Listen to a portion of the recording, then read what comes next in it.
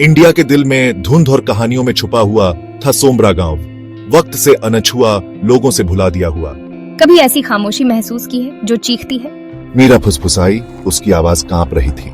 ये गांव ऐसा लग रहा है जैसे जिंदगी ने ही इसे छोड़ दिया हो। हवा भारी थी, सड़ांध और राजों के बोझ से भरी हुई। टूटे हुए मिट्टी के बर्तन, बिखरे हुए खिलौने और जंग लगे औजार बिखरे पड़े थे जैसे भूली हुई यादें। खामोशी को सिर्फ पत्तों की सरसराहट और कौओं की दूर की आवाज तोड़ रही थी। हर आवाज एक दर्द भरी चीख की तरह गूंज रही थी। टीम गांव में और आगे बढ़ी। हर कदम के साथ उनकी बेचैनी बढ़ती गई। घर भले ही टूट रहे थे, फिर भी खड़े थे। उनकी दीवारों पर अजीब निशान थे। ये निशान मैंने ऐसे कभी नहीं देखे, मीरा ने कहा, एक दीवार पर हाथ फेरते हुए। पत्थर में गहरे उकेरे गए निशान उसके स्पर्श के नीचे रेंगते और मुड़ते हुए लग रहे थे। वे बहुत पहले के समय की बात करते थे, ऐसे रस्मों की जिन्हें छेड़ना नहीं चाहिए था। देखो, एक खूनी चांद और ये शब्द, ये अनंत रात के ग्रहण की बात कर रहे हैं। उनके पेट में डर समा गया। इस जगह में एक ऐसा अंधेरा था जो उनके अंदाजे से कहीं ज्यादा पुराना, कहीं ज्यादा गहरा था। वे आगे बढ़ते गए, एक ऐसी ताकत से खींचे चले जा रहे थे जिसका नाम वे नहीं जानते थे। गांव के केंद्र और उसके भयानक सच की ओर। उनके सामने एक खुला मैदान था, गांव का केंद्र दिखा रहा था। यह जगह रहस्यमयी और डरावनी थी, जैसे कि समय ने यहां ठहराव ले लिया हो। हर कोने में एक अजीब सी खामोशी थी जो किसी अनजाने खतरे का संकेत दे रही थी। बीच में एक पुराना पत्थर का चबूतरा था जिस पर तरह तरह की चीजें रखी थीं। ये चीजें साधारण नहीं थीं, बल्कि उनमें एक अजीब सी ऊर्जा थी जो किसी प्राचीन अनुष्ठान का हिस्सा लग रही थी। भेंट, इस जगह पर जो भी भटकता है उसे खुश करने के लिए। ये भेंटें साधारण नहीं थीं, बल्कि उनमें एक गूढ़ रहस्य छिपा था जो किसी प्राचीन संस्कृति की कहानी बयां कर रहा था। प्रिया फुसफुसाई। उसकी आवाज कमजोर थी पर स्थिर। उसकी आंखों में डर और जिज्ञासा का मिश्रण था, मानो वह किसी अदृश्य शक्ति से बात कर रही हो। सूखी जड़ी बूटियां, उनकी तीखी खुशबू हवा में भर रही थी। पुआल से बने एक इंसान के पुतले के चारों ओर बिखरी हुई थी। इन जड़ी बूटियों की महक में एक अजीब सी कशिश थी जो किसी पुराने जादू का हिस्सा लग रही थी। एक चांदी का ताबीज जो अर्धचंद्र के आकार का था, दमनकारी आकाश के नीचे चमक रहा था। इस ताबीज में एक रहस्यमयी चमक थी जो किसी प्राचीन शक्ति का प्रतीक लग रही थी। मीरा ने ध्यान से ताबीज उठाया। उसकी ठंडी धातु ने उसकी रीढ़ की हड्डी में कंपकंपी भेज दी। इस ताबीज को पकड़ते ही उसे एक अजीब सी ऊर्जा का एहसास हुआ, मानो वह किसी प्राचीन रहस्य का हिस्सा बन गई हो। हवा ठंडी हो गई, सन्नाटा और गहरा हो गया, मानो गांव खुद अपनी सांसें रोक रहा हो। इस ठंड में एक अजीब सी बेचैनी थी जो हर किसी के दिल में डर पैदा कर रही थी।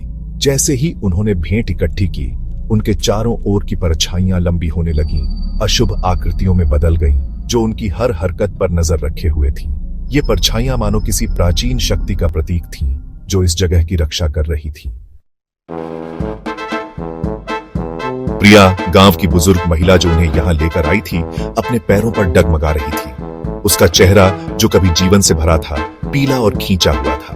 गांव, उसे याद है जो हम भूल गए हैं, प्रिया हाँफते हुए बोली। उसकी आवाज सूखी सी फुसफुसाहट थी। उसकी आंखें हालांकि एक अजीब स्पष्टता से जल रही थी। उसने वह देखा जो दूसरे नहीं देख सकते थे। हवा में फुसफुसाहट सुनी, गांव के दुखद अतीत की नब्ज महसूस की। ग्रहण आ रहा है, हमें जल्दी करनी चाहिए, प्रिया ने मीरा का हाथ मजबूती से पकड़ते हुए कहा। वे जानते थे कि समय कम हो रहा है। प्रिया की ताकत कम हो रही थी, लेकिन उसकी दृष्टि गांव के दुख से भरपूर और मजबूत होती जा रही थी। प्रिया ने अपनी आंखें बंद कर लीं।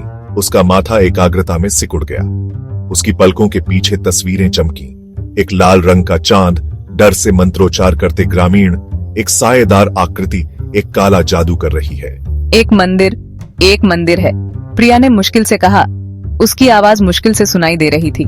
ग्रामीणों ने कोशिश की ग्रहण को रोकने की। हर शब्द एक संघर्ष था, हर सांस एक जीत।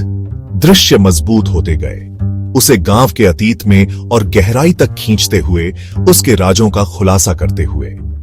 उसने एक प्यार को धोखा देते हुए देखा। अंधेरी ताकतों के साथ एक समझौता किया गया। एक गांव को उसकी अवज्ञा के लिए श्राप दिया गया। मंदिर, हमें ग्रहण से पहले मंदिर पहुंचना होगा। प्रिया के टुकड़े टुकड़े निर्देशों का पालन करते हुए उन्होंने गांव से बाहर जाने वाले एक छिपे हुए रास्ते पर चलना शुरू किया। हवा ठंडी हो गई और हर कदम के साथ वे महसूस कर सकते थे कि वे एक अज्ञात और रहस्यमय स्थान की ओर बढ़ रहे थे। यह रास्ता शायद ही कभी किसी ने देखा हो और यह उन्हें एक अनजाने सफर पर ले जा रहा था। वनस्पति और मुड़ी हुई और उबड़ खाबड़ हो गई। पेड़ और पौधे जैसे किसी प्राचीन रहस्य को छुपा रहे थे। हर शाखा और बेल जैसे एक कहानी बयां कर रही थी, एक ऐसी कहानी जो सदियों से छुपी हुई थी। ये रास्ता ये उतना ही पुराना है जितना ये गांव, रवि ने काई से ढकी हुई बेलों के पर्दे को हटाते हुए कहा। ये रास्ता शायद ही कभी किसी ने देखा हो और ये हमें एक अनजाने सफर पर ले जा रहा था। रास्ता एक खुले मैदान में खुल गया जो खूनी चांद से निकलने वाली एक भयानक लाल रोशनी से नहाया हुआ था। यह दृश्य इतना भयानक था कि उनकी रूह कांप उठी, जो आसमान में भारी लटका हुआ था। यह चांद जैसे किसी बुरे संकेत का प्रतीक था और उसकी रोशनी में सब कुछ और भी डरावना लग रहा था। केंद्र में एक प्राचीन पत्थर का मंदिर था जो आधा साये में छिपा हुआ था। यह मंदिर जैसे किसी प्राचीन शक्ति का केंद्र था और उसकी उपस्थिति ही एक अजीब सी ऊर्जा का एहसास करा रही थी। मंदिर भले ही समय के साथ जीर्ण शीर्ण हो गया था, फिर भी शक्ति की आभा रखता था। उसकी दीवारों पर समय की मार साफ दिखाई दे रही थी, लेकिन उसकी ताकत अब भी बरकरार थी। यह एक अंधेरी ऊर्जा के साथ गूंज रहा था, जो गांव के श्राप का एक ठोस प्रकटीकरण था। यह ऊर्जा जैसे किसी प्राचीन श्राप की कहानी कह रही थी, जो सदियों से इस गांव को जकड़े हुए थी। उन्हें स्रोत मिल गया था, उस अंधेरे का केंद्र जिसने सदियों से सोमरा को जकड़ रखा था। यह वह जगह थी जहां से सारी बुराई की शुरुआत हुई थी और अब वे इसके सामने खड़े थे। जैसे ही वे मंदिर के पास पहुंचे, उसकी सतह पर लिखे हुए शब्द साफ हो गए। यह मंदिर सदियों पुराना था और इसके पत्थरों पर उकेरे गए शब्द अब चमकने लगे थे, जैसे किसी अदृश्य शक्ति ने उन्हें जागृत कर दिया हो। उन्होंने गांव के समझौते, उसके विश्वासघात और उसके द्वारा चुकाई गई भयानक कीमत की कहानी सुनाई। यह कहानी पीढ़ियों से चली आ रही थी और हर बार इसे सुनकर लोगों के रोंगटे खड़े हो जाते थे। ग्रामीणों ने अपने अस्तित्व के लिए बेताब होकर एक विशाल शक्ति वाली संस्था के साथ एक समझौता किया था। यह समझौता उनके लिए जीवन और मृत्यु का सवाल था और उन्होंने इसे बिना किसी हिचकिचाहट के स्वीकार कर लिया। लेकिन उनकी भेंट, एक मानव बलिदान, ने संस्था को क्रोधित कर दिया, समझौते को एक श्राप में बदल दिया। यह बलिदान उनके लिए मुक्ति का मार्ग था, लेकिन इसके परिणाम स्वरूप उन्हें एक भयानक श्राप का सामना करना पड़ा। ग्रहण, प्रिया अब समझ गई थी, एक खगोलीय घटना नहीं थी, बल्कि श्राप का प्रकटीकरण था। यह खून से लाल चांद उनके श्राप का प्रतीक था और हर बार जब यह चांद उभरता तो उनके दिलों में डर की लहर दौड़ जाती। यह संस्था की वापसी थी, बदला लेने की उसकी भूख। यह शक्ति अब और भी प्रबल हो चुकी थी और इसका एकमात्र उद्देश्य था उन लोगों से बदला लेना जिन्होंने इसे धोखा दिया था। उनके पास समय कम था।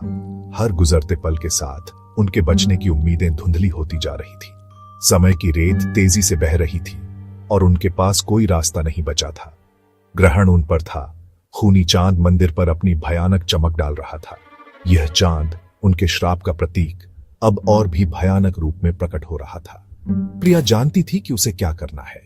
उसने अपने दिल में एक दृढ़ निश्चय कर लिया था और अब वह किसी भी कीमत पर इस श्राप को तोड़ने के लिए तैयार थी। भेंट, उनका इस्तेमाल करो, श्राप तोड़ो, प्रिया ने हाँफते हुए कहा। उसकी आवाज धीमी हो रही थी। उसकी आंखों में एक अजीब सी चमक थी, जैसे उसे अब सब कुछ समझ में आ गया हो। सोमरा का भाग्य, उन ग्रामीणों का जो ग्रहण के तहत मारे गए थे, अब उनके कंधों पर टिका था। यह गांव जो कभी शांत और खुशहाल था, अब एक भयानक श्राप के अधीन था और इसका भविष्य अब प्रिया के हाथों में था।